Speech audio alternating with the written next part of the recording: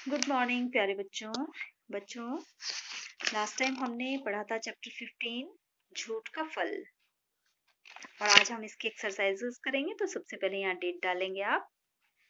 मौखिक प्रश्न देखेंगे। मौखिक प्रश्न मतलब इनका आंसर आपको शॉर्ट में लिखना है। धोबी ने एक बड़े से टब में क्या घोलकर रखा था? नील। नील के टब में गिरने के बाद सियार का रंग कैसा हो गया? नीला। अब है प्रश्नों के उत्तर लिखिए। ये देखिए, इस तरह से आपको डेट डालनी है, यहाँ चैप्टर का नंबर और चैप्टर का नेम लिखना है, गृह कार्य लिखना है और इस तरह से आपको क्वेश्चन आंसर्स लिखने हैं। एक बार मैं पढ़ के बता देती हूँ। इसी तरह से आपको सारे क्वेश्चन आंसर्स अपनी नोटबुक में लिखने हैं।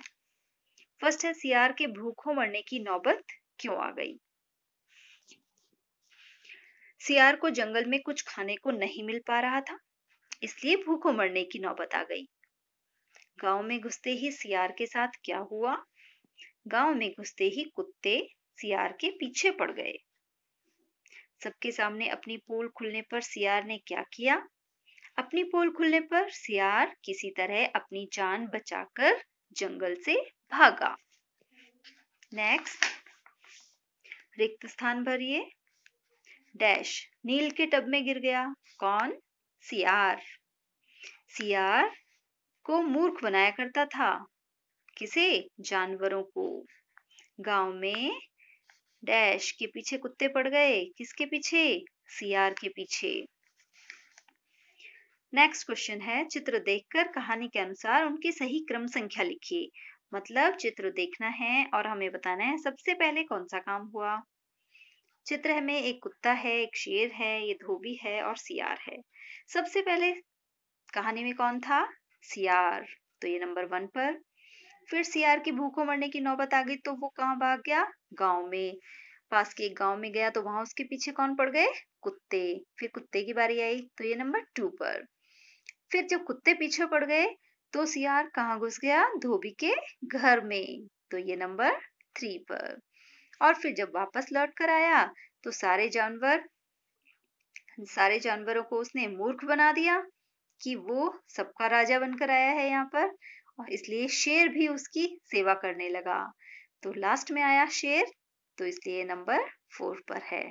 तो इस तरह से नंबर डाल देंगे यहाँ पर। नेक्स्ट है, पढ़िए, समझिए और लिखिए।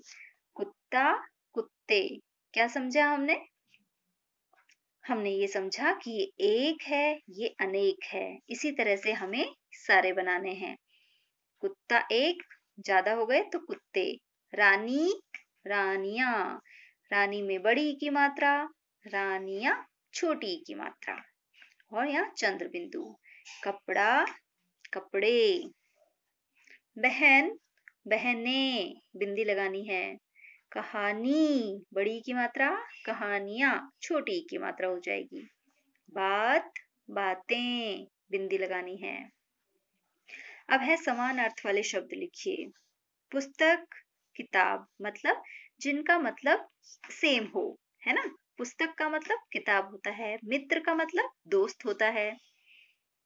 आज्ञा का मतलब आदेश होता है। फल का मतलब परिणाम होता है। दिए गए वाक्यों में विराम चिन्ह लगाइए। विराम चिन्ह यहाँ आपको बताया पूर्ण विराम। जब कोई हम बात कह रहे हैं, बात पूरी हो जाती है, सेंटेंस हमारा पूरा हो जाता है तो हम पूर्ण विराम लगा देते हैं। जैसे झंडा फहरा रहा है, तो यहाँ पूर्ण विराम। हम स्कूल जाते हैं, पूर्ण विराम। मुझे भूख लगी है, पूर्ण विराम। आप भी अपनी नोटबुक में जब भी लिखते हैं तो पूर्ण विराम लगाते हैं। लास्ट है, नीचे दिए जानवरों की आवाजें लिखिए। जैसे घोड़ा, घोड़ा जो आवाज करता है उसको कहते हैं हिन हिनाना, ठीक है। कुत्ता, भौंकना, कुत्ते की आवाज को हम भौंकना कहते हैं। हम कहते हैं कुत्ता भौंक रहा है। बकरी की आवाज, जो बकरी आवाज करती है उसको हम कहते हैं मिमियाना। और बिल्ली जो आवाज करती है उसको हम म्यू बोलते हैं, है ना, म्याऊ, ठीक है। बिल्ली की आवाज म्याऊ, ठीक है। इस तरह से आपको सारी एक्सरसाइजेज अपनी बुक में कंप्लीट करनी है। क्वेश्चन आंसर्स अपनी नोटबुक में करने हैं। Thank you.